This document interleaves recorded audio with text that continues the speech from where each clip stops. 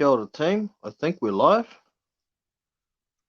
So I'm running a stream off my phone today. My oldest son is hogging the computer for his schoolwork. Mrs. is locked in the bedroom on her computer doing work.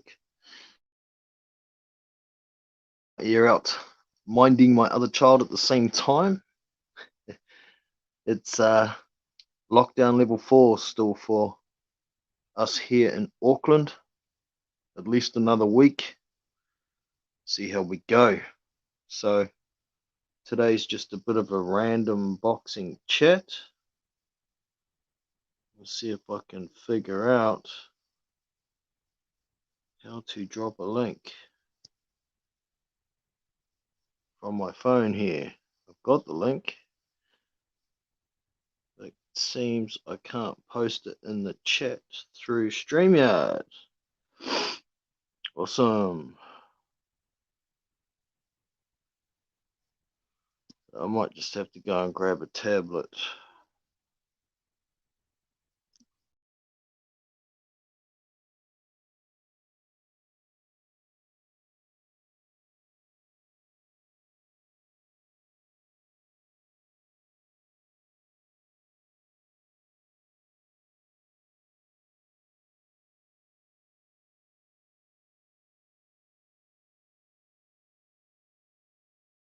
I think I'm back in. Not 100% on how to work this damn thing, but I'll figure it out.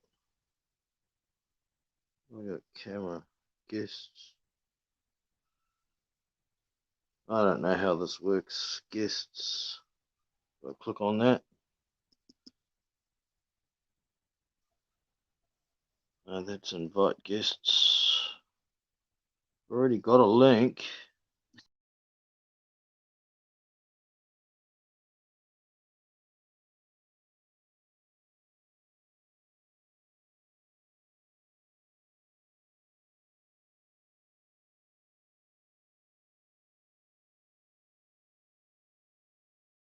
Time I try to do something, it drops me out.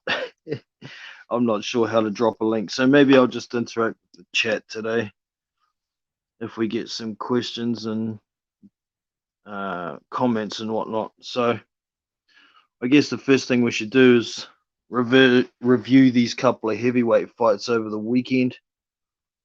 The Tony Yoko versus Peter Milas was the closest to a competitive fight that we had, and it kind of went the way I thought. I knew Peter Milas would be on his bike, moving, using a bit of speed, and he did so. He was switching from southpaw to orthodox, trying to confuse Tony Yoko, but Tony Yoko kept calm. A lot of jabbing to the body to try and slow Milas down. He was patient. He ended up getting the 7th round stoppage. He put Milas down twice, and she was all over Red Rover. So Tony Yoko moves on to bigger and better things. He's got a pretty solid resume for, I think it's only 10 fights. So big ups to Tony Yoko for that win over an unbeaten Peter Milas. Milas in there kind of reminded me of a cross between a Joseph Parker and a Huey Fury, the way he was fighting. But obviously didn't have the punch resistance that either of those other guys do. Where to from Milas? I don't know. He's a fairly decent, skilled boxer.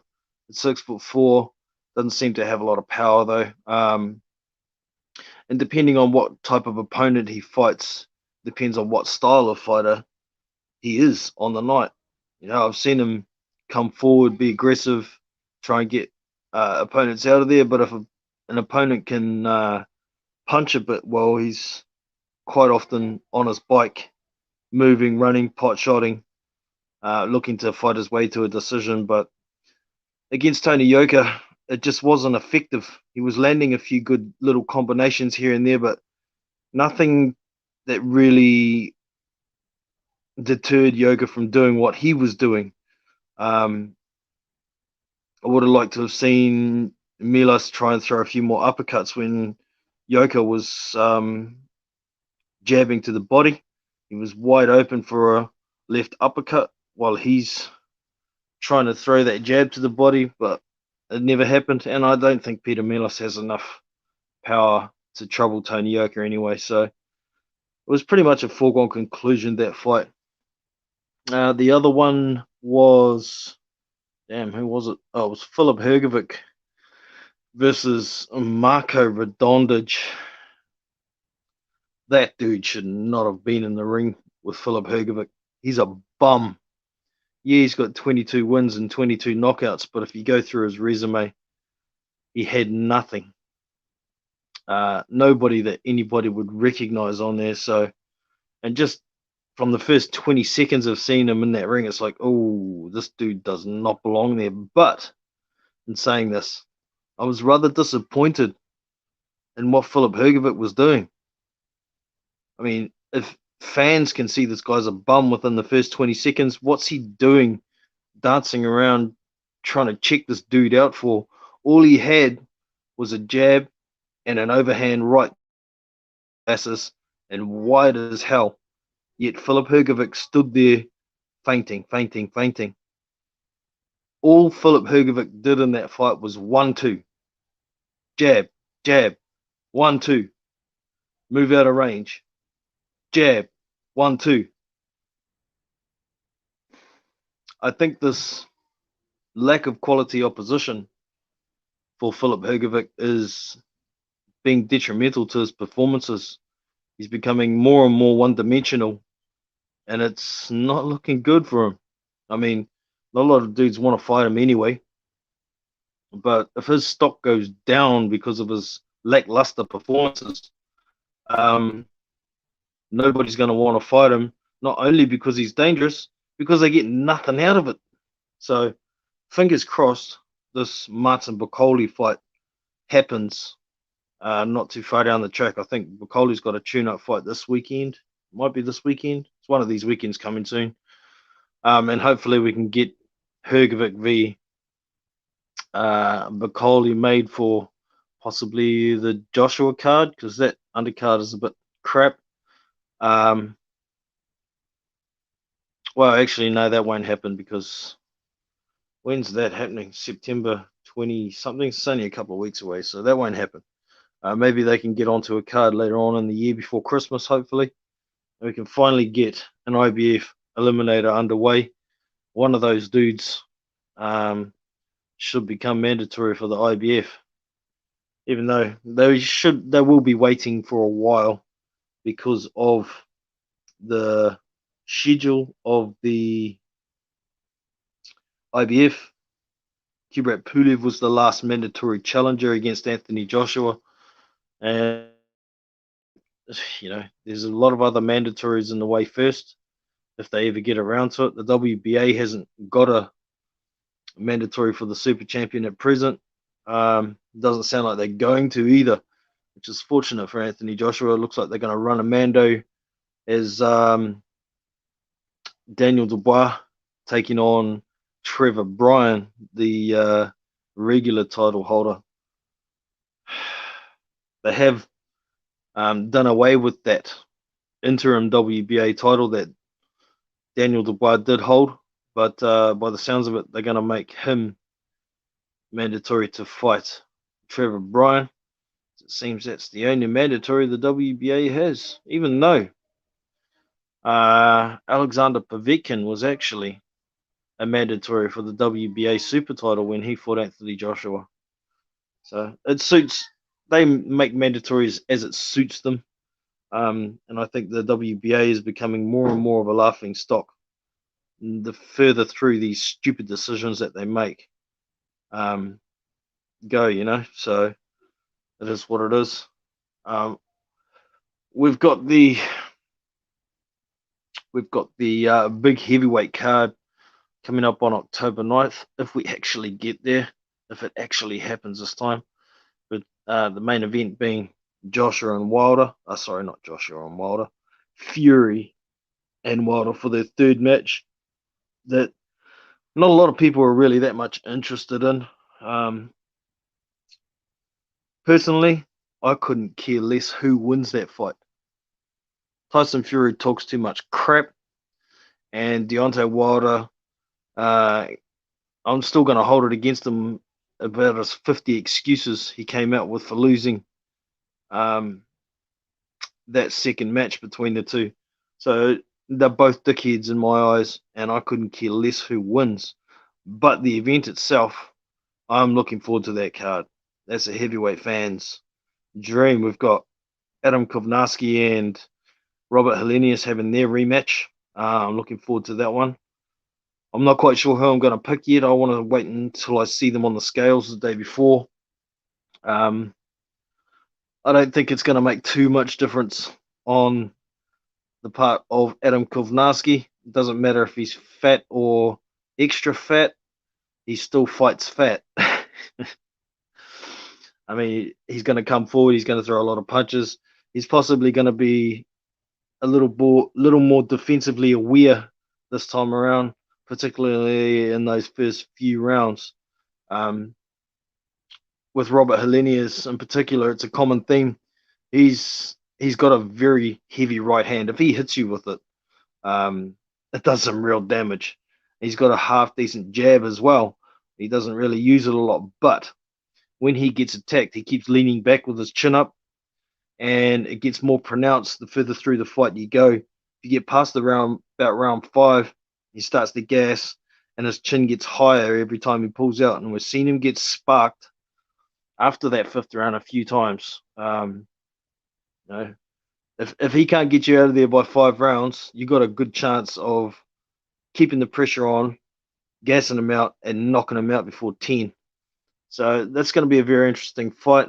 At this point, I'll probably still be picking Helenius just for now. But it's more Helenius. I want to see how he looks after the way at the weigh-in. I know the heavyweights and weight doesn't really matter, but you can tell by the condition of somebody's body, particularly in people's cases like Robert Helenius, who have susceptible chins, whatnot. If they get later in the fight, you can look at their body and get an idea of their conditioning. So I'll make a more accurate pick on that one closer to the fight. But we also have on that card F.A. Jugba, heavy hitter, versus Frank Sanchez, skilled Cuban boxer. He doesn't really hit hard, but he throws a lot of punches. He's very evasive. He's good on his feet. He gets to move a lot. So it's a very interesting fight. It's pretty much power versus skill. And I don't know. I'd like to see a Jugba win because he's more fun to watch. So he can get into more fun fights. Whereas Frank Sanchez, he's the guy that's going to pot shot. He's the guy who's going to jab. He's the guy who's going to follow it with the right hand every now and then, not throw a lot to the body, be on his bike all night. A lot of people will look at him as a runner, you know. But if you can appreciate skill, maybe you can enjoy watching Frank Sanchez. Personally, when he gets to against similar level opposition like F.A. Jugba, I don't think we're going to see Frank Sanchez knocking anybody out. Yeah, it is what it is. We also have Jared Anderson on that card. And for the life of me, I can't remember off the top of my head who he's going to be fighting. Damn it. Damn it. I think it was supposed to be Gerald Washington, but he got COVID. Or am I thinking of something else? I might be thinking of someone else.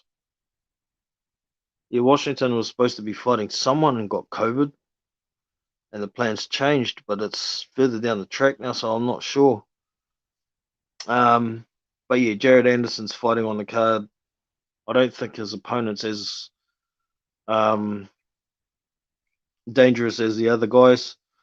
But I'm sure even when you get closer, there may even be more heavyweight fights to announce on that card. But I'm looking forward to it. It's not till the 9th of October, so no hurry in looking too much into it for now. We had a couple of good fights over the weekend. I better mention it, I suppose.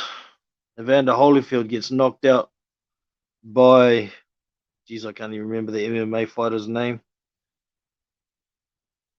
Someone Belford, Belford. I can't remember. But this event, how it happened, puts a big cloud over the Florida State Athletic Commission. They gave Evander Holyfield a license to fight in this fight when I think it was the California State Athletic Commission wouldn't allow it, so they moved the fight to Florida. They moved the whole event to Florida just to get 58, almost 59-year-old Evander Holyfield into the ring to get knocked out in a round. He shouldn't have been there. If he's going to be in the ring against somebody in a professional boxing fight, it should be someone that's close to his own age. That way it's fair. I know he's an all-time great boxer, but things change, particularly once you get past 50. I mean, he was still fighting till he was 48 or something like that, which is crazy enough in itself, but I don't think anybody over the age of 50 should be allowed a boxing license for a professional fight, full stop. If they want to do some kind of exhibition, that's on their own back. But I don't want to see guys over 50 in the ring on televised pay-per-view events. It's stupid. It's absolutely stupid. So it is what it is.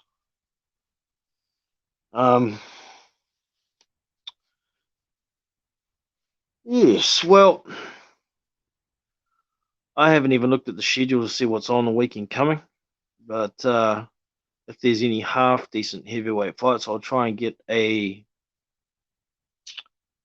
live commentary stream out there for y'all. Things are a bit tough for me at the moment with having all the family at home in our tiny little house and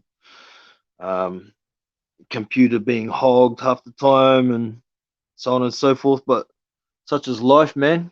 We got to deal with what we got to deal with to get through. And once everything settles down and kids get back to school, Mrs. gets back to work, I'll have more time to be able to do a bit more content.